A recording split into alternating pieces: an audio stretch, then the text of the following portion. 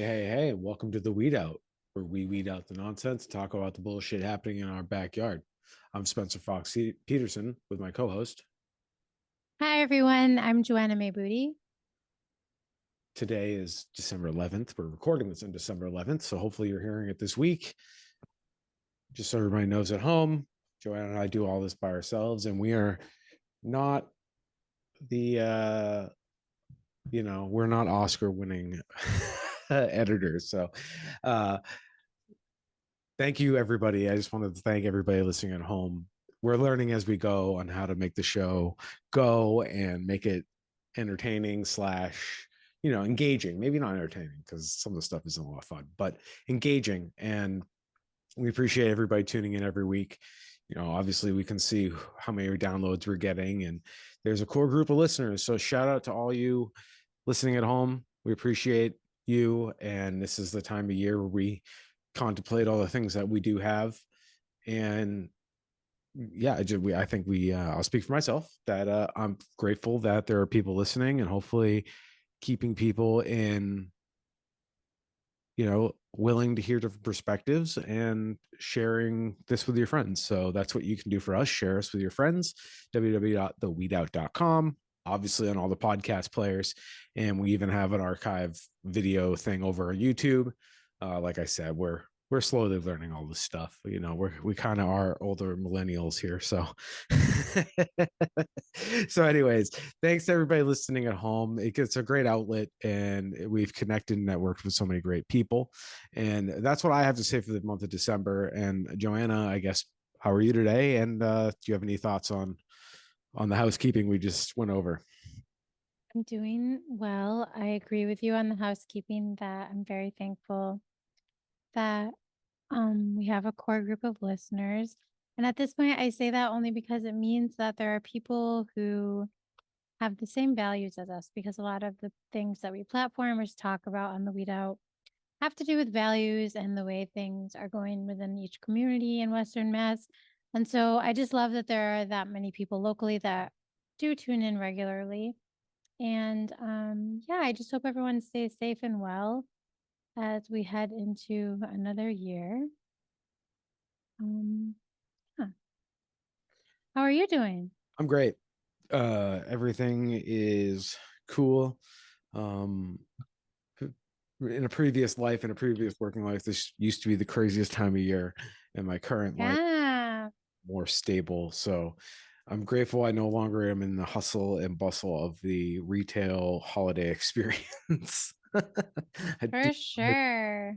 but that also means I try to obviously I'm shopping and spending less for, as one way to contribute to the ongoing issues in the world and foreign policy, and how our corporations are part of the problem. So I'm already participating far less in consumer culture other than my basic needs the last couple of years. And yeah, I just, when I do have to go to the store for, weekly food and sustenance and whatever random things for the house, hardware store, whatever, just being extra patient with the people working, and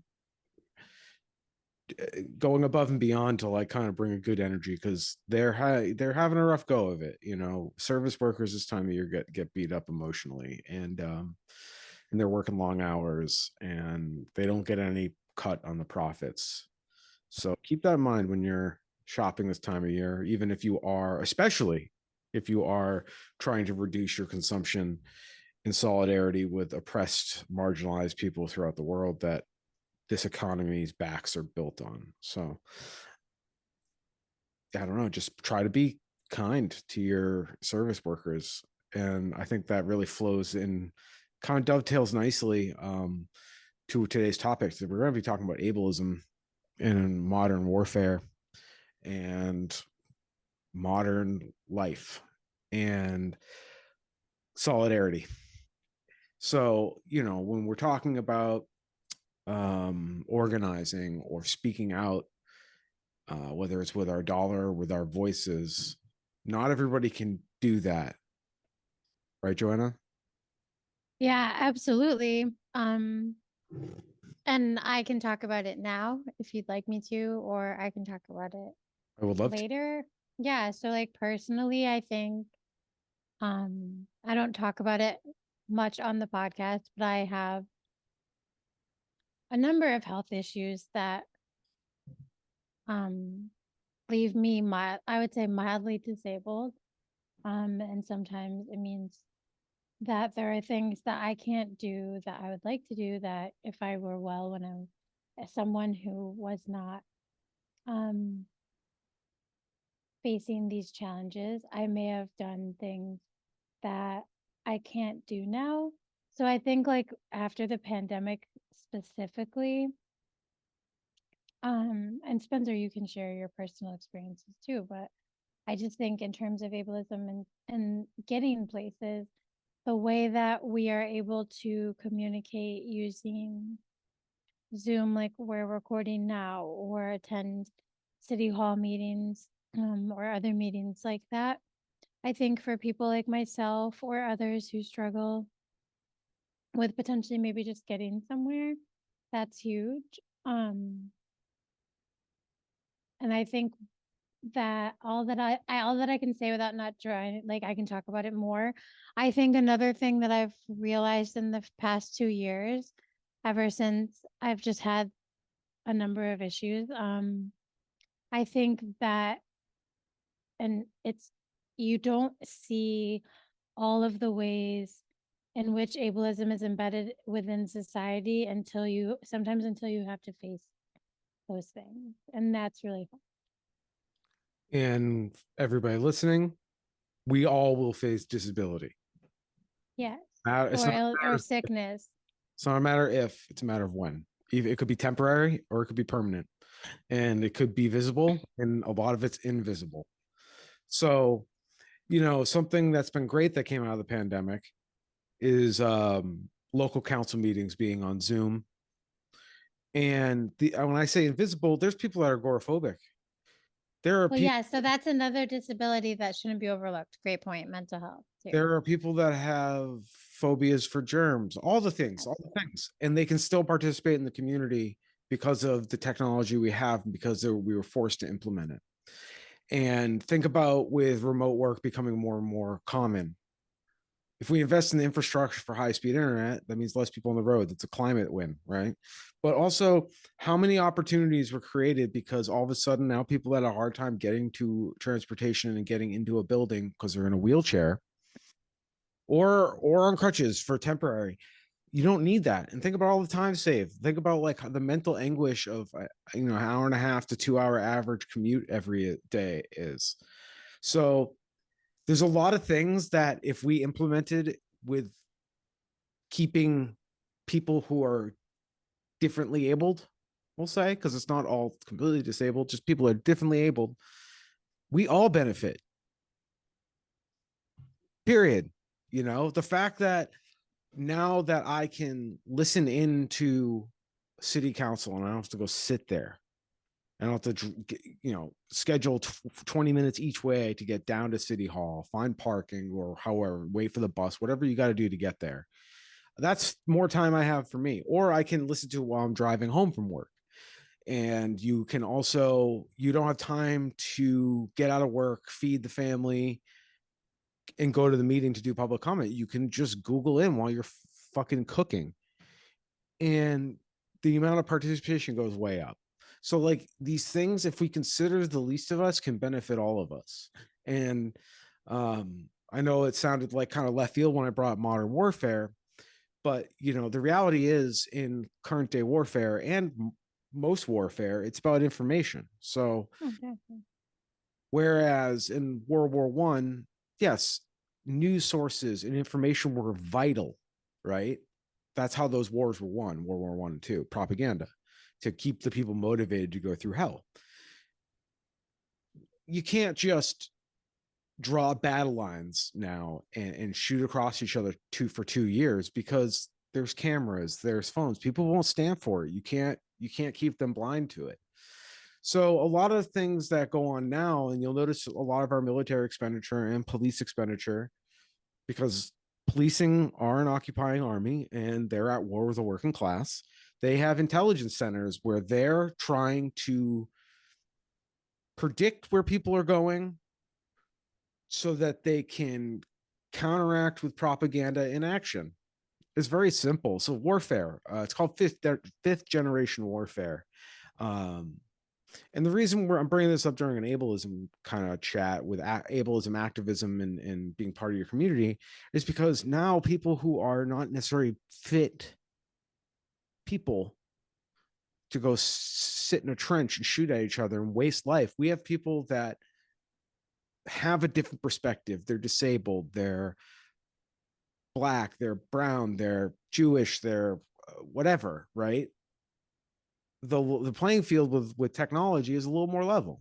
So it's not a bad thing that some people, are on their Twitter account pushing back against disinformation or calling out bad actors. Like John Lovitz, the actor, has been saying some wild shit on Twitter, right? And it's like baffling. He's lost the plot. He's getting dragged though, so But that's the he's thing. given the business, and he should be. People aren't pushing back on his disinformation and his crazy and his replies. There is a subconscious thing. If they click on something crazy and like, that kind of sounds crazy, maybe they'll be inclined to agree with them or believe them, and maybe their mind will get changed. But if they see 1,500 comments of people saying you're an asshole, I'm not saying that's a good, like, people should think for themselves, but you can be reassured that if you're on the fence and you're like, I think this is kind of a dickhead thing, and then you see it confirmed by a mass of people. I think generally humanity is good. We're good inside. Most of us are good, and the people that do bad things are afraid. I don't necessarily think the majority of people that do bad things, I don't think they're doing it to be malicious. I think they're afraid personally. There are malicious people. I mean, Henry Kissinger, for one, rest in piss. And countless others, and nameless, faceless people we don't even know about. But I guess what I'm saying is there is beauty in all this. So don't let anybody tell you if you're only posting about something that's not doing anything. It is doing something. It's keeping the idea alive.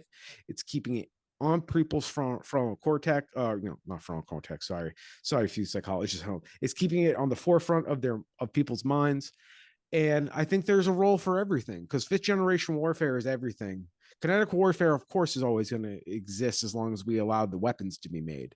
So now that you can't just go burn down villages as easy, like, it's not going well in the PR war in Gaza. Let's just be frank. Like, the Western Empire, US, Israel, etc., have really lost control over this narrative, and people are seeing through their bullshit. And part of it is because of social media. Sheer number. Yeah. I think it's important to note that though, that certain people who are differently able, their only connection to society beyond maybe the people that help them or whatever might be the internet. And so if their only means of like sharing true information, or if their only way to like be activists are through those means, I think I'm happy that they have that outlet. I don't find it to be any less. I think that everyone should just be doing what they can. And I think it's good to have that connection. It's really tempting to say, oh, that person's a social justice warrior, or there's no sense in posting about it. Really easy to say that. I see why people would say it. I get it. I can see, like, well, you're not taking a real risk. You're sitting on your couch. Well, people get fired for what they post online all the time. So that you are taking a risk with your livelihood. In capitalism, they say you're free to do any job you want, but you're also free to die. So, life or death really does matter when you speak out and you put a digital footprint. Like, it is a risk for some people to speak out about whatever injustice there is, or advocate for themselves, even. And for some people, it might be the only way that they can speak out. So I think, careful, Big Red. I think in those cases, it's not for me to, if someone's only way to like access and speak out is online, like I can't really, like I haven't, they it's a should real have space. It is. I mean, I find so much information. I used to like, especially in like 2010 to 2013, I would find out so much like actual news from Twitter. People just sharing like on the ground, independent journalists sharing information far before the big box media would share stuff. And I think the connection that people don't realize that they have with like social, like if you're able to be social at all and that and you're not differently able to the point where it impacts that, the internet just provides an entirely, it's like a new world. It's a not just for activism but for everything. Yeah, not everything is tied. Yes, I think building physical relationships in community is very important because we do need the people right next to us because the internet isn't real life, but in a way, the internet affects real life. So don't be careful when you're talking to people about what you think the internet, like, oh no, I always joke the internet was a mistake, but it's like, no, the internet gave power to people that had no power. It also, it's just like nuclear power. Sure, nuclear power, you can create quick, relatively clean energy.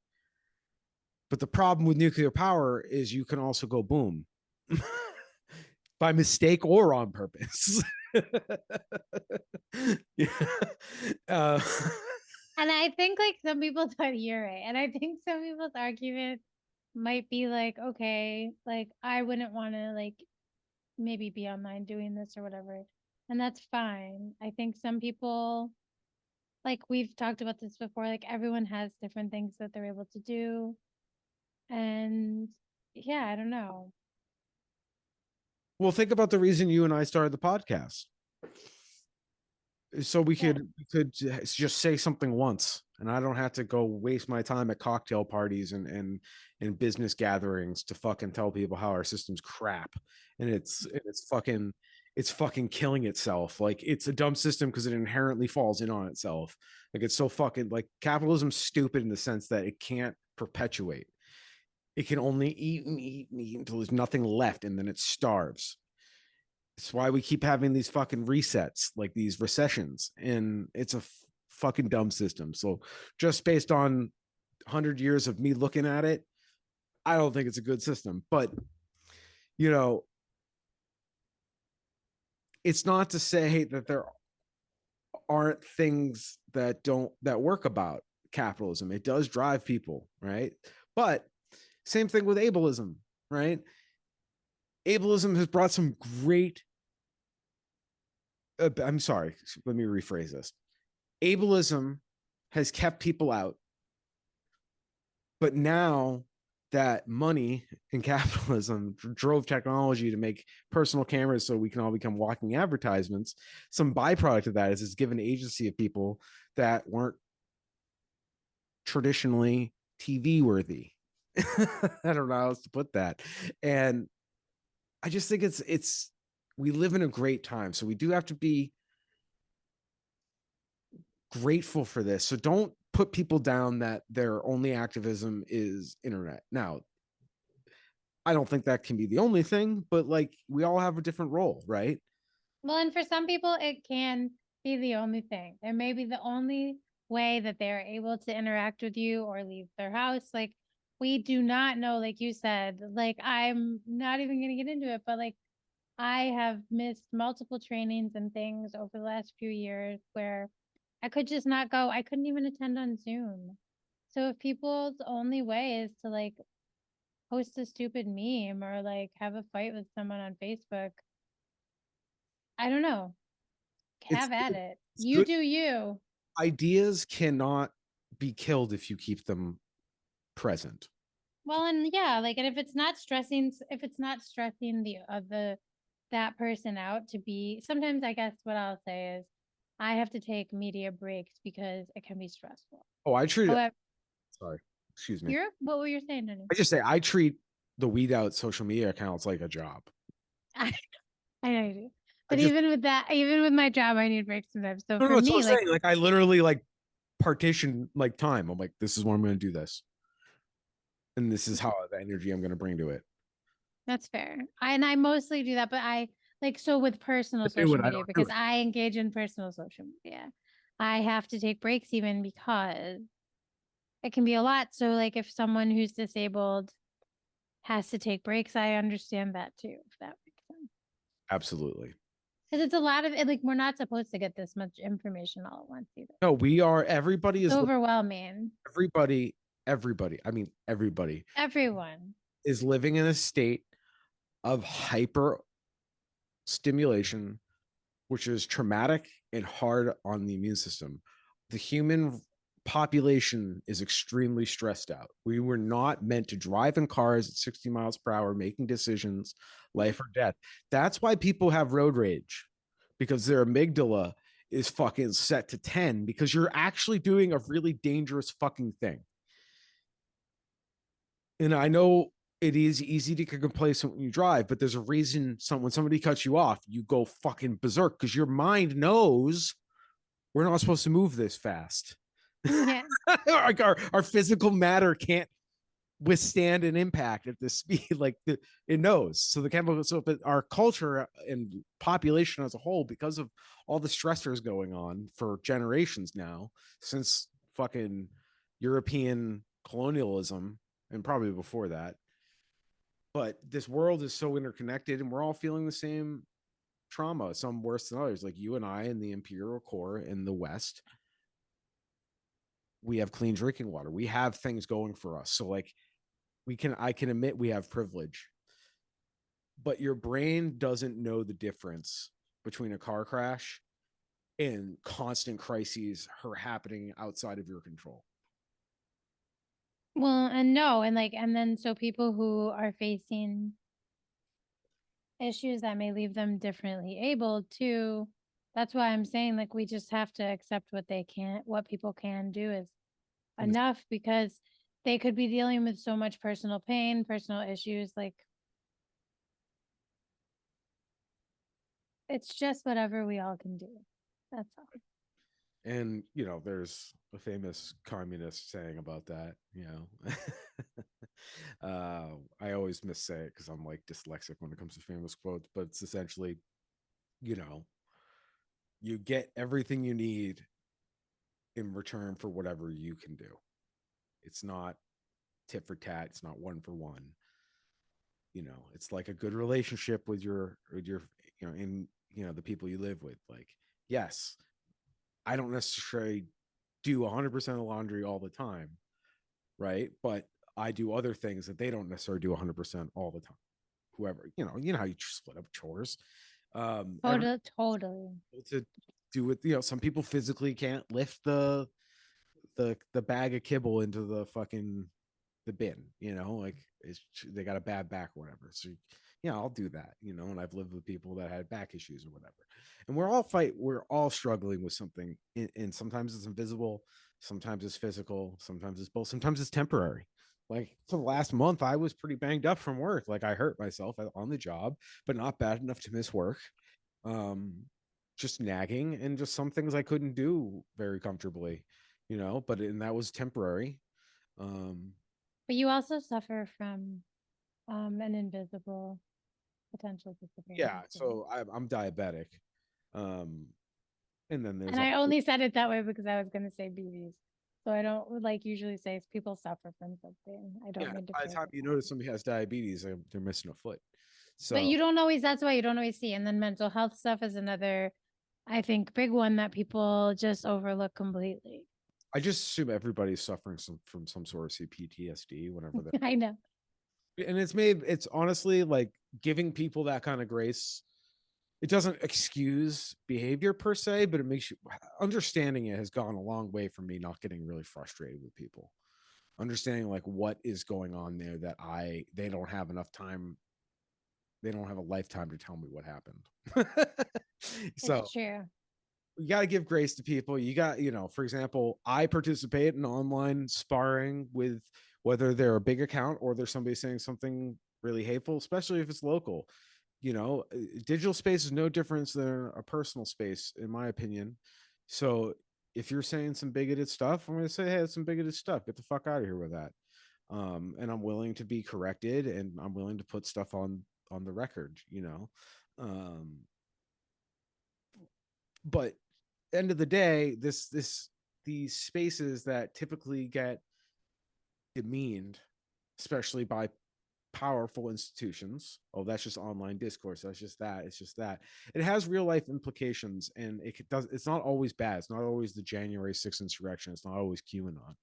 Sometimes it's people learning about the atrocities happening in Gaza, the West Bank, Yemen, Syria, Sudan, Congo, go on and on and on. And this is because of people doing quote unquote, armchair activism. I wouldn't know anything unless there was people fact checking and reframing a lot of what, say, CNN or MSNBC is putting out, highlighting how instead of saying officer assaults civilian, they say officer involves shooting. And they took other people highlighting that, and me seeing that from lots of people commenting that, being like, oh shit. Yeah, like sometimes it is a cumulative effect. Like we brought up multiple times in the show, body worn cameras, right? I used to think they were good. And then seeing people talk about it in online spaces and in person at like police accountability forums, it changed my mind. So it's important to keep the ideas out there and don't discount people because of whatever their perceived abilities are. Yeah. I think that's a really good messaging point. Yeah. And we all do what we do. And being sometimes that requires being honest about what you can't do, what you're not able to do. And I think there is an honesty that intersectionality activists that I've mostly interacted with online, there's something about that there. They get it. Like I can't go march and protest, but I can put together a video debunking this New York Times article about retail theft and blaming retail theft when it's actually incompetence of management, which is something that just came out recently. Like those stories were debunked 6 months ago, but now the mainstream media is finally catching up to it and saying something themselves. So without people that can only type or make videos, I was informed about this, and I'm not shocked that they're trying to fucking backpedal now that the numbers are out, right? So again, thank most great contributors to this world were differently abled.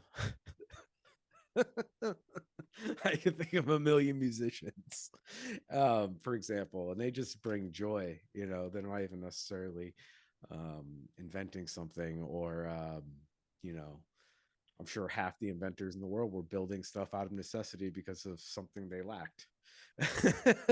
Right? Um, so ableism is really tricky. It gets brought up a lot, and there's a lot of things that are ableist, and people don't even realize it. I don't know. I think Yeah, it sneaks in. I can't give good examples, but it like very often creeps in ways that are so small but still so impactful. Um, somebody says, "Oh, you don't like something, uh, do something about it." yeah, that's true. It's like when you see That's true. Like we can't you can't not have diabetes. Like, right, it's like such a fucked up thing to say to someone. Like, and okay, I just won't have this issue with my foot. I'll just not have it.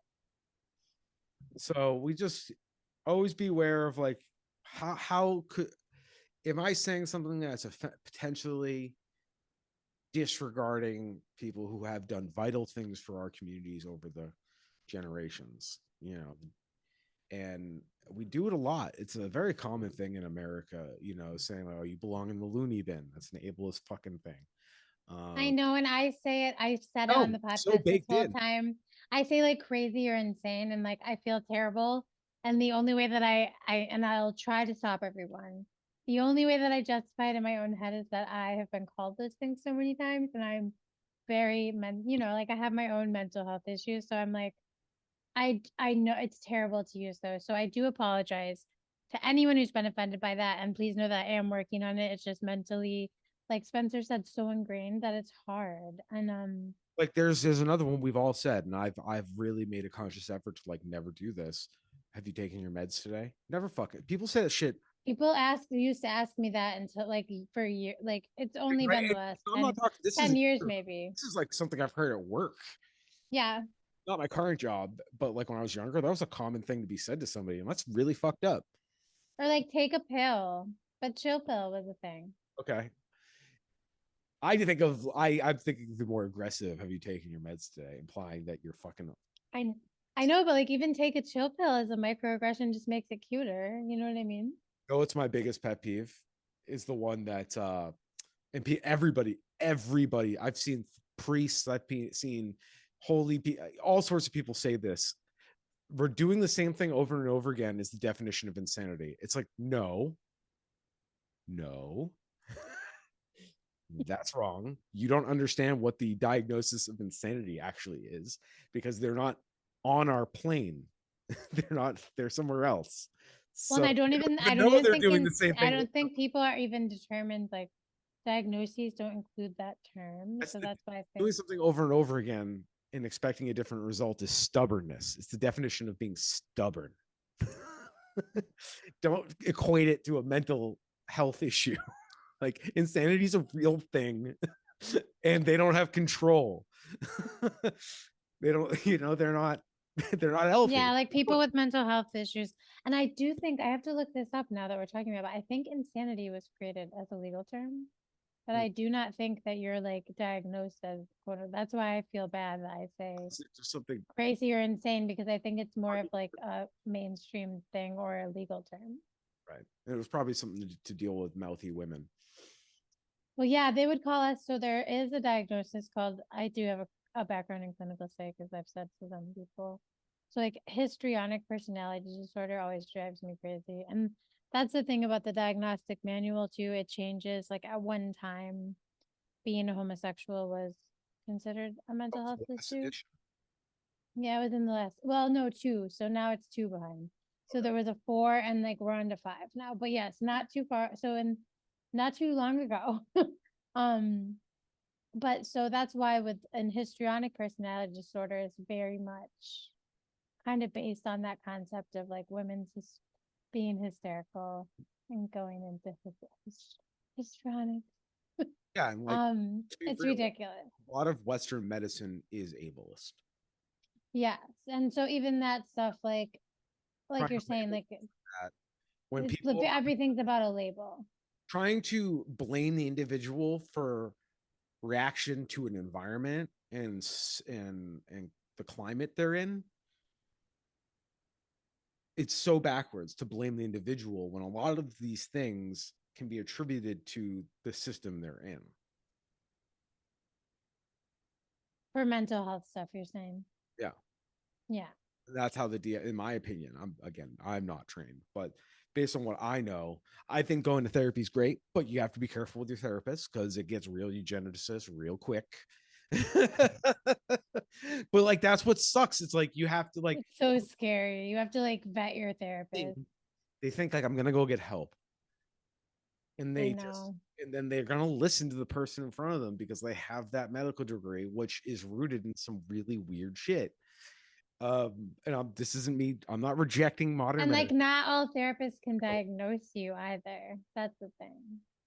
And then we can get into healthcare. But again, I'm just saying, so people out there, if you ever go to a therapist, if they're not like a PsyD, like a psychologist or a PhD or an MD or a PhD level like diagnostic person, like a therapist can tell you what they think you may lean towards or like their thoughts, but that's not an official diagnosis either. And that's sometimes a red flag for me if people are just like randomly handing out diagnoses right? Well, they kind of have when to. they shouldn't be.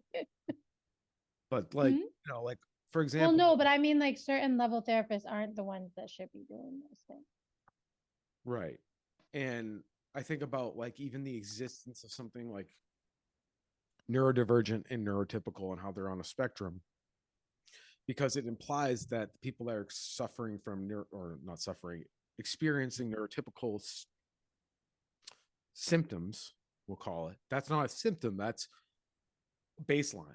But that's like this is all trying to fit into a supremacist, colonialist, capitalist. Well, yeah. So I'm sorry to say that with the diagnostic, it should be by a certain person, but that is like how the diagnostic is set up. And then with what you're saying is absolutely correct, but the spectrum for neurodivergence, and it's specifically autism, but neurodivergent issues in general has changed so much in the last 20 years that unless people, and I know that they do have to like keep up with their like educational professional stuff though, but I think for people who face like neurodivergent issues and autism, I would want a therapist or someone to help me that was maybe very focused on the newest and most cutting edge treatments and approaches. Because in the past, a lot of people that went like neurodivergent people are upset from the past. I'd want the therapist or counselor to have a handle on what's informing in the context of said theories and practices. Like just a lot has changed, even just the approach of autism. That's all I'm saying. Right. And again, I just think there's a red flag if in the manual it says they have a strong sense of justice is somehow a symptom. And I know it means you could have autism. That's fucked up. It is. Because they can't overlook an injustice. I know. I understand injustice can mean a lot of things. Like it can be a personal, very personal thing where you think that person getting more cookies than me is like, or me not getting twice as many cookies. Like Donald Trump thinks everything that's happened to him is an injustice. So I get it. Like injustice can mean a lot of things. It can. It's like that's the other part of a diagnosis. It's so like it's interpreted differently by different people. So again, if someone is diagnosed out there, you could always seek a second opinion too. Like if a little kid is like, I don't want to go to school anymore, I don't like it there, that's perceived as them being difficult rather than prioritizing their personal safety and what they define as personal safety. And like, I don't know, like we treat kids like they're disabled.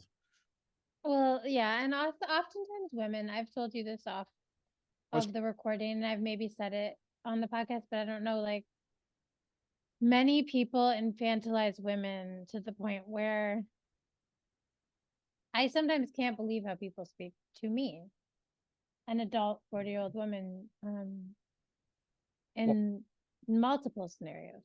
So I'll tell you the straight up truth. Everybody, no, nothing to hide here. I grew up a straight white guy in, ex-urban Boston, just south in Quincy. I played sports, played football, played everything except for hockey because I'm uncoordinated. And one of the first jokes that I was taught as a young, pubescent teen was I was out with my uncles and my dad, and they were day drinking beers, nothing crazy. And we were driving home, and they said, remember, if your wife or your sister ever asks, how many beers did you have? Divide by 3.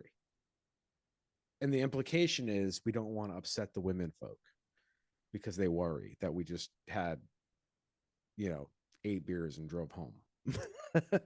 You would be like, so they're like lied about it. Yeah, treat them like they don't know what they're talking about. Yeah, and my dad would have probably said like, and you're doing this to protect their delicate nature.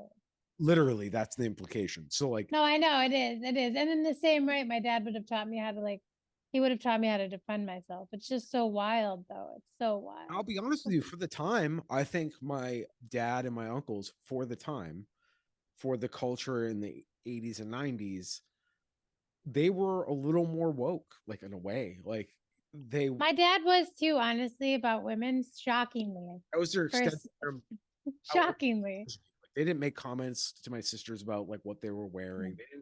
They weren't controlling in those ways, but they still had this contempt for their supposed peers, whether it's your sister or your mother, or your wife, because that's supposed to be your peer, but they're one B, they're not quite your peer. They're still slightly, you're slightly still in charge, so they don't have to know the whole truth.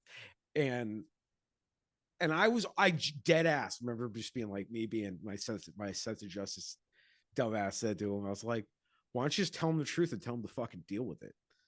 Oh my God. They're like, obviously you should Like lie. to me, in my fucking logical brain, you want me to be a tough guy? No, you tell them, deal with it, and that's not just them. That's anybody. Right, I hear you. Yeah, I played 2 rounds of golf today. Deal with it. I wanted to. Like, now, does this mean you should blow off like family, responsibilities and leave your wife to do all your chores? No. But they would probably imply that. Yeah. But we can't lie to them. I mean, no, we have to. Yes, but they would lie about it so that we Yeah. It's felt like, no, better. just fucking say you're not going to do it. At least be honest with them. But yeah, I Yeah, mean, the lies to keep us like from the justification of lying to keep women safe and happy is always been a thing. and it's the intersectionality with being ableist. But And it's like, so that's why I have that story about my dad that like he was pretty good considering he was evangelical and he passed away at 76 in 2021, and he told me Santa wasn't real when I asked at 2. I was 2.5. And like my mother was ready to kill him, but he wouldn't lie to me about it. Even though like I feel like it's pretty the woke. church the church was like in my opinion lies, but I feel like that I don't it's different to me because I think we were all raised by either like a Catholic or a Christian church family, but my dad felt like he just wasn't going to lie to me about it. So for years I had to keep Santa a secret. But I always then trusted my dad. But I couldn't believe adults wanted to like lie to us at such a large scale. Right. And that carries on into adulthood. Yeah. And I think I wouldn't have trusted him though if he lied to me. So I was always really thankful. so if you're doing, traditional gender stereotype life living, whether you're man, woman, right? That is, if you're willing to do that, you're probably accidentally ableist too. You know, What if you're living with if you're two living people? like willing to live in those worlds, you're probably likely passively eugenist and ableist in a lot of ways. That's just my opinion, though. What do I know? Well, there's so much baked in, like you said, even just in the It's all language. like it's frustrating for me as somebody once I see a pattern, I can't. Yes, you keep seeing it. It's hard to unsee it. So it's like, yeah, of course we have to like talk about ableism, we have to talk about ageism, we also have to talk about all the things, misogyny, patriarchy, and how it all intersects. But it's just like it's all the same bullshit. It's the same hierarchy building, and the genius of the whole system is there's all these overlapping hierarchies that are kind of doing the same thing. um, but I think that was a pretty loose conversation on our view of ableism, and just keep in mind your comrades.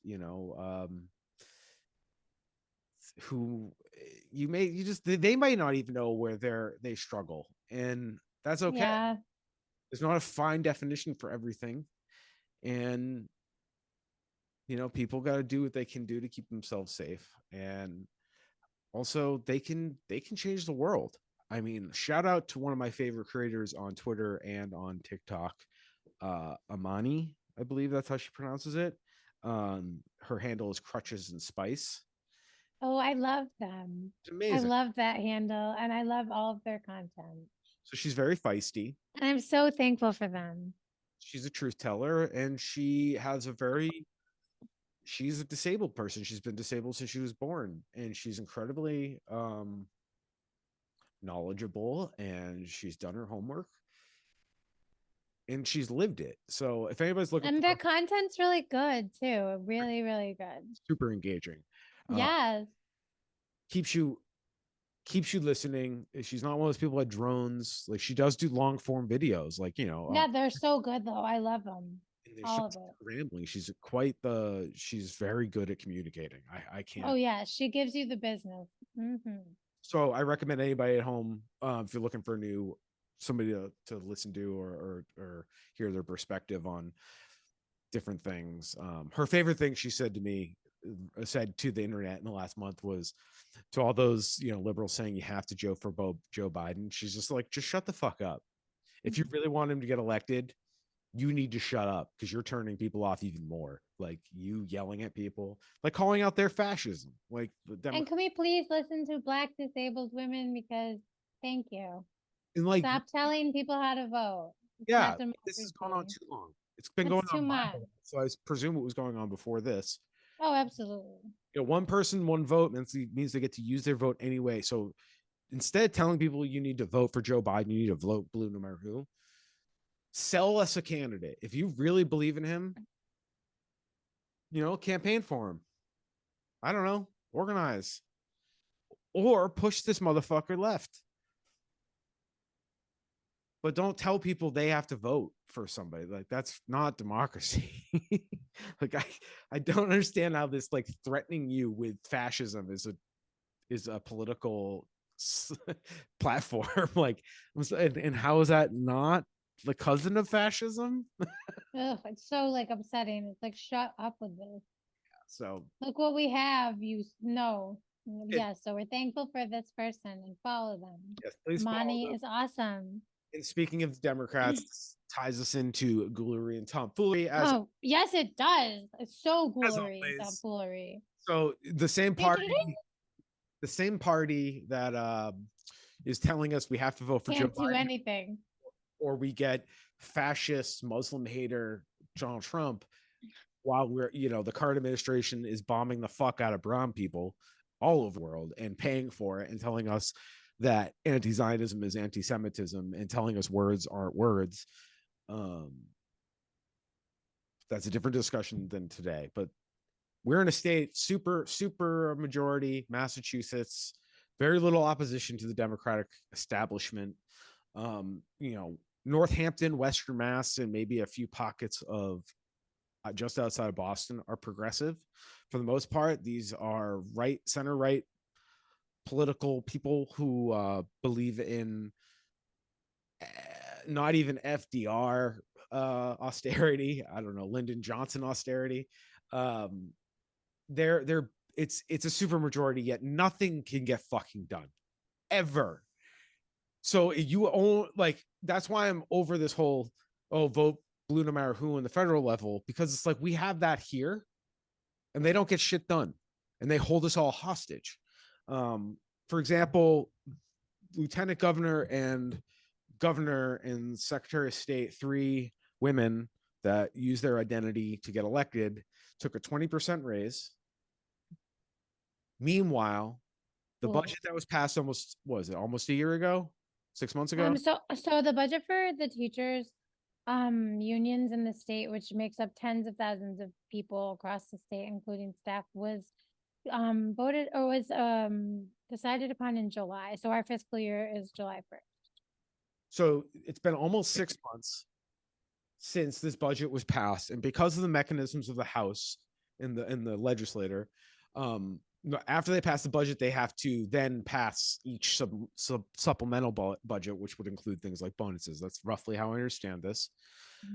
And it's needlessly draconian and complicated, and they use this as cudgels so that way they can do whatever the fuck they need to do to pressure each other into other political action that's unrelated to, say, I don't know, giving the agreed upon yearly raises to multiple government jobs, but specifically Mass Teachers Association, which Joanna is a part of. What's frustrating to me is we have a supermajority, and yet you still are, things that oppositions use to slow down the works, to gum up the works, your own party can't get over. So the ghoulery and tomfoolery, obviously, like, the Mass state government is one of the most ghoulish, as Andrew Comere and Jeff Raymond have talked about on our previous episodes.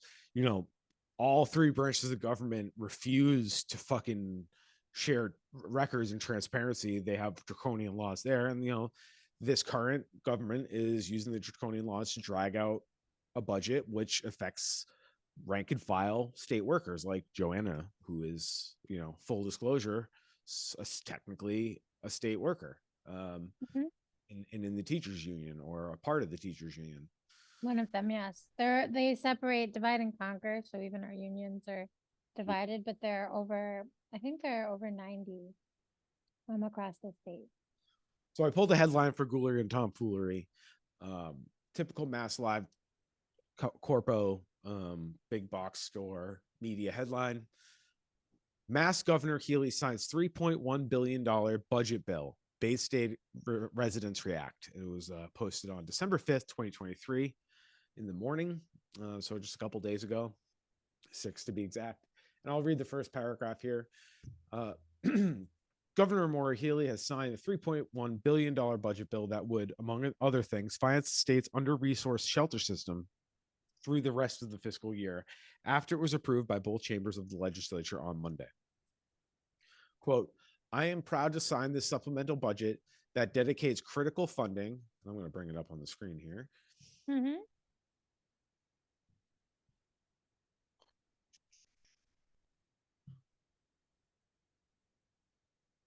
So again, quote, I'm proud to sign the supplemental budget that dedicates critical funding for hard-earned raises for workers, supports municipalities with covering the costs of special education, flood relief, sustains our emergency assistance program, and more. I'm grateful to our colleagues in the legislature for their partnership, Healey said in a statement. So that all sounds great on paper. But the reality is this budget was passed 6 months ago.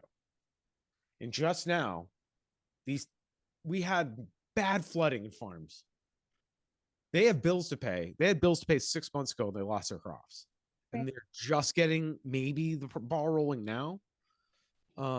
This is not a government that wants to move fast on anything, and there's no excuse. This is what I'm literally taking off. She and one of their first acts in office is they gave themselves their raises. That happened real quick. Yeah. And it was 20%. I just want everyone to know, like, that's insane. When have you ever received a 20% raise? I never have. Never in my life. So those playing craziness. 100K go. I don't know what the numbers, but just for raw numbers. If correct me if I'm wrong, Joanna, a 20% raise would mean you go from 100,000 to 120,000.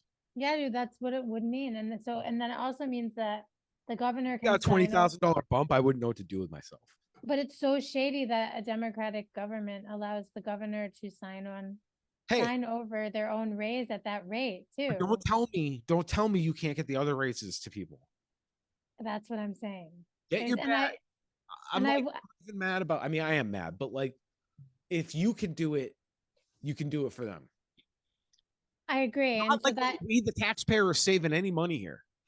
This money, it just means it was sitting somewhere else and not in the hands of the workers that were told they could get it in July or August. You had bills pile up. Inflation's been crazy. We don't even do economics on this podcast, but the cost of living has gone up since before the pandemic. Oh my God, so much. People know just from grocery shopping. And we have more than enough to go around. It's pure greedflation. It's evil too. It's evil. Like, we were told by the union to reach out to our constituents, which I did. Like, I tell everyone listening that we should do that. To reach out. So for our representative. So as a constituent, I did that. And I made sure in my region, it's Joe Comerford and Natalie Blay. Both were very responsive, but it was like, they just kept saying that couldn't happen. They're working tirelessly on it. And so the last email that I got from Joe Comerford, I just felt very angry because at this point, I just want everyone to know, like Spencer said, we were given raises in our contracts with the state. And then we're told that we have to wait until this, budget is passed. And we have a Democratic controlled government right now. And it's just so ridiculous that they can't get it done.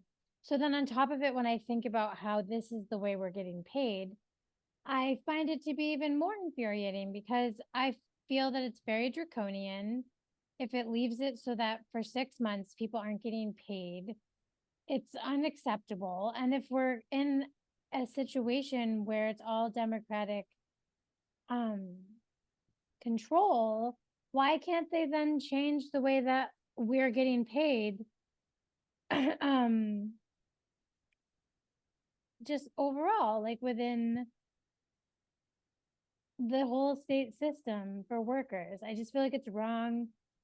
People have children. It's a raise that I just will never forget that the governor gave themselves and other administration at the top 20% raises, signed over immediately went into effect. And they can't do the same for people who are teachers, many of whom are taking care of a lot of people's children um, most of the day. So I did write back to Joe Comerford's email, and I just want to talk to everyone about that because I feel like I did let her know that I think it is unbelievable that the system is in place. I also think I told her that I'll never forget that Governor Healy did give themselves that raise and how it was done.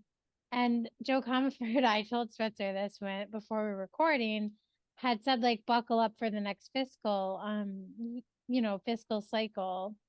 And I will not buckle up. And I wrote that back to Senator Joanne Comerford. I will not buckle up for 2025. They need to all figure it out, buckle down, and make sure that things move smoothly.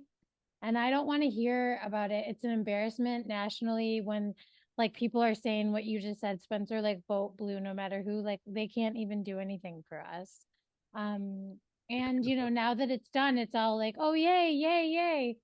Well, I just think it's a long time to have to wait for a raise to go into effect.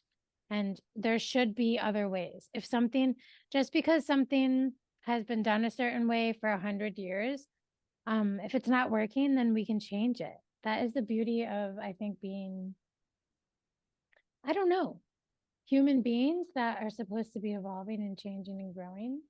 And I think at the governmental level, there's so much we could do. So much. Yeah. So I was very angry, but now I am happy that it finally passed and that the state, the institution that I work with is quickly getting us the funds that we have been promised. So yeah, but it's crappy. So I'm not shocked about Joe Cumberland's response to you specifically, or she sent a form letter. She did write back even to me being angry too. They were upset. I were sorry that I was offended. And good for you. I don't care. So my just full disclosure, I've also had issues with that office. I let her know I've had a meeting with her, and I've also before all this, when she was new in the Senate, I met her at a fundraiser, which that was probably the last political fundraiser I ever went to. They're fucking awful. They're evil. They are awful.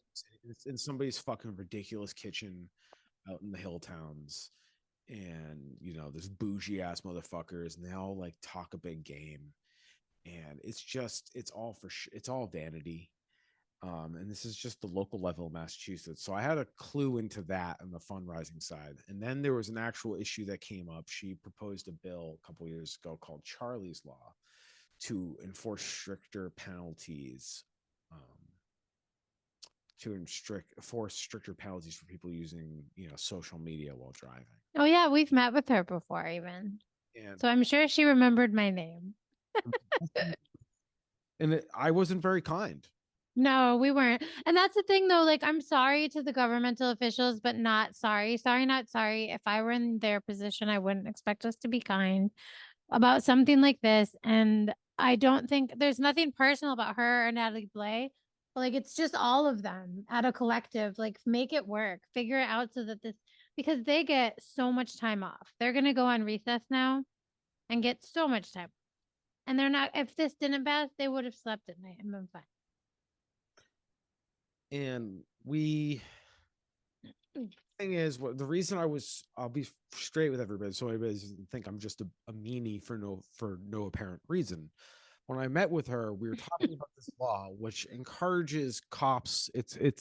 We already have laws in the books about distracted driving. Okay, it doesn't matter what the specific issue was. Like distracted driving is distracted driving is distracted driving. We already have a fucking law about it. We don't need to have more laws about it and like creating up a new fun ways to punish people and destroy people's lives. Like instead of rehabilitating or solving the issue, like I don't know, public transportation, lots of things. There's lots of things we could be doing to alleviate this problem and this scourge of distracted driving because of cell phones and live streaming.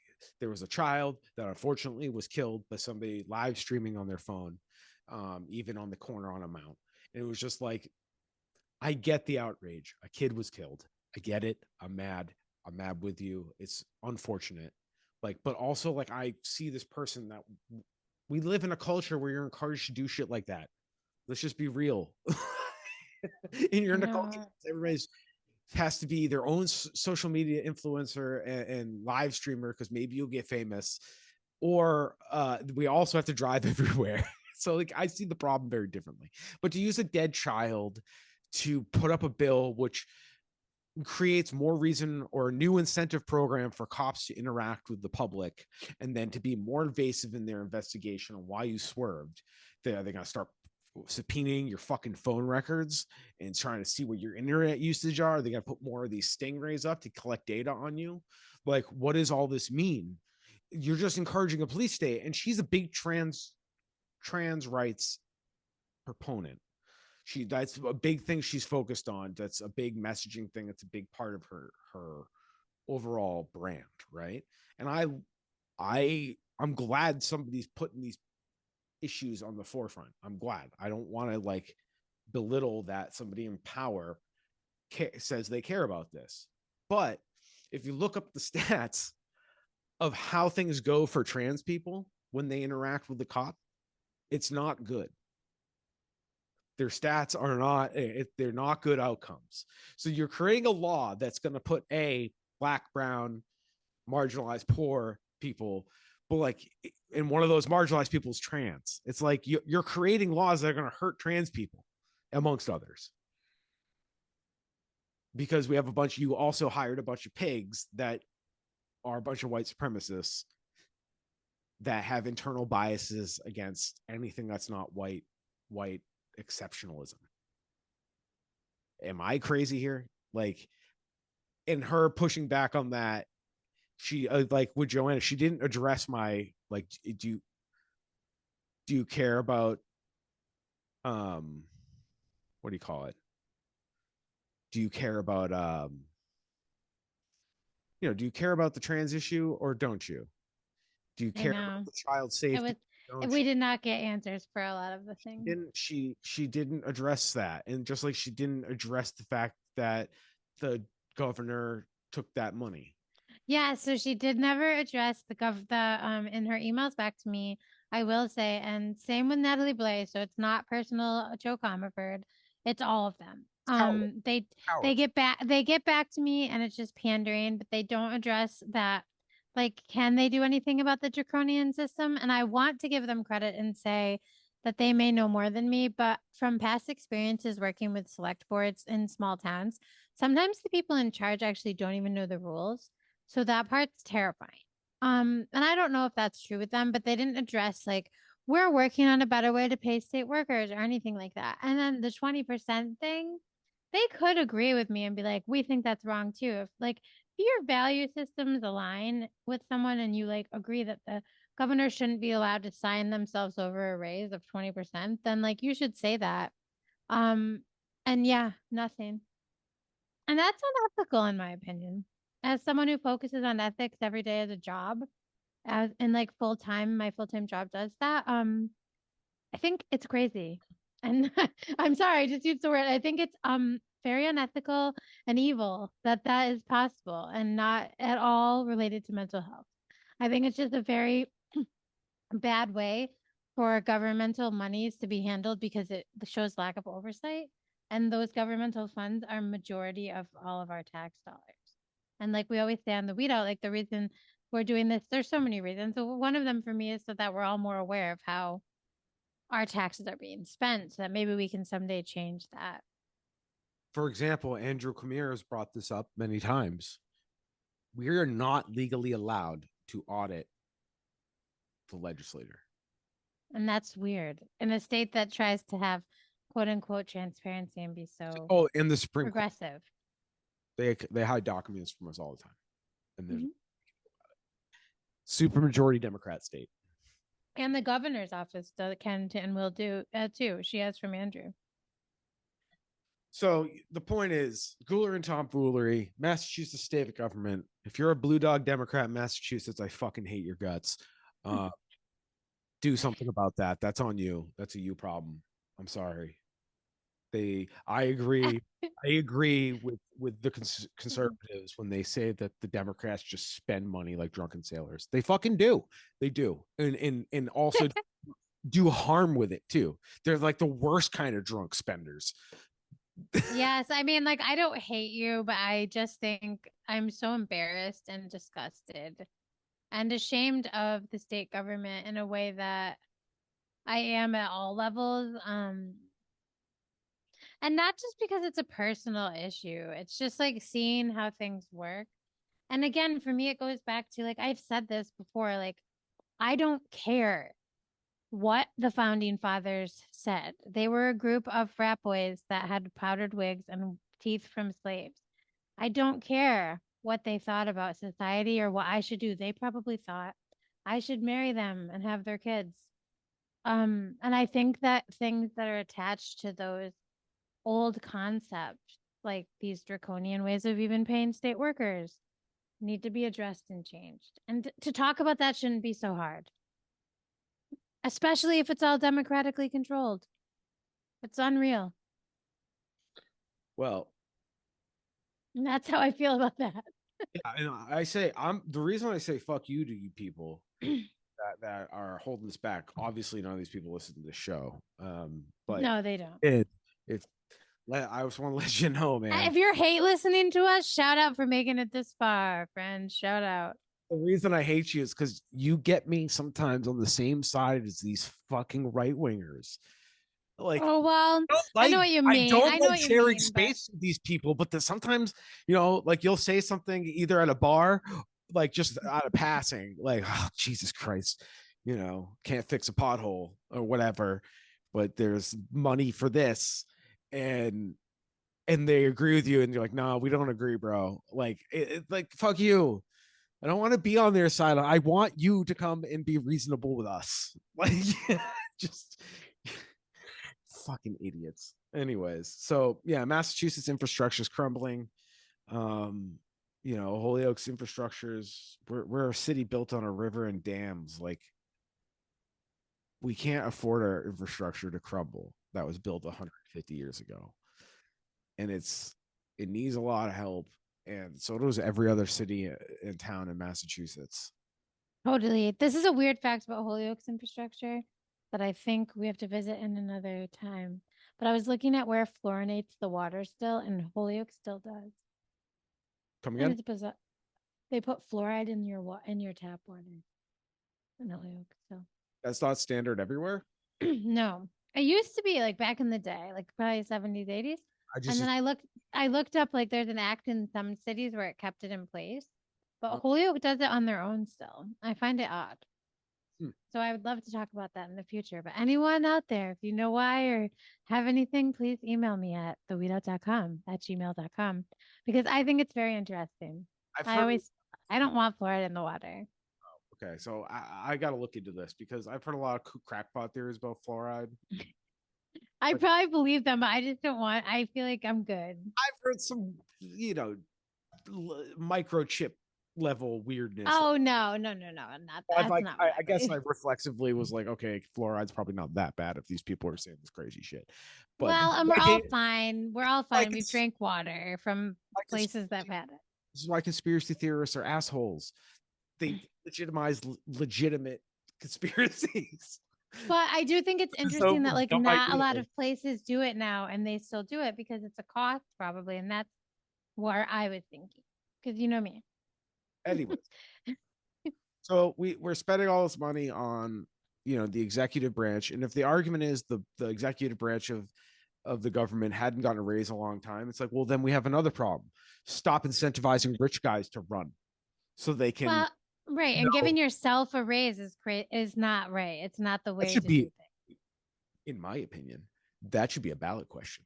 I agree. And like the amount and everything. I think I think we can make Even it. if it was a special ballot, it should be approved by the people. If we have to wait 6 months for a union, I'm sorry. I don't know. But yeah. So I've had the pleasure of dealing with a couple of our state senators, and I don't like any of them. Um, and I feel like they are really more committed to the status quo. And they're Democrats, so we can do better here in Massachusetts. I know there's a lot of people here that are sick of it, and we can do better. Maybe we can set the standard for the rest of the country. I mean, in my opinion, I wish we didn't have borders, and we just lived in communities. But as long as we have these nation states, you know, if we can change things locally, like push the GOP completely off the map, maybe the Democrats become the reactionary right, like they already are, and then we can actually have some sort of worker united front.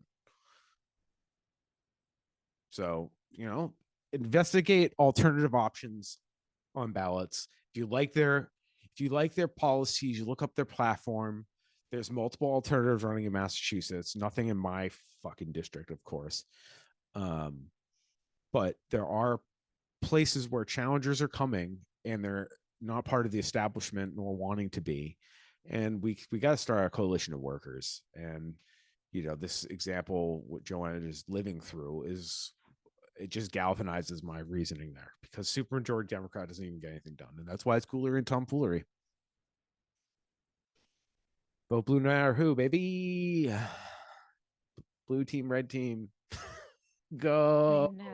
They both like cops. Like, let's think about it. Like, if you see Congress actually getting along these days, it's cop spending, and even the Republicans are pushing back, but that's more performative. But they wanted to spend the money on the border. The border cops, because we successfully dehumanized all southern bodies. So yeah, Gooler and Tom Fuller, everybody. And this was I'm sure hopefully a good episode for y'all to listen to. Pretty heavy stuff. So thank you for listening along. Look forward to more content coming out in the next couple weeks. Thank you to the core crew that's always coming through. We see you, we appreciate you, and as always, feel free to reach out to us at the weedout at gmail.com. Go to our website, go to any of our social medias, click on the link trees. There's a million ways to get in contact with us. So feel free to do that, and give us anything you think we should talk about in the future. Anything. I don't know. If you need help organizing, reach out to us. That's it for me. Joanna, do you have anything you'd like to add before we sign off?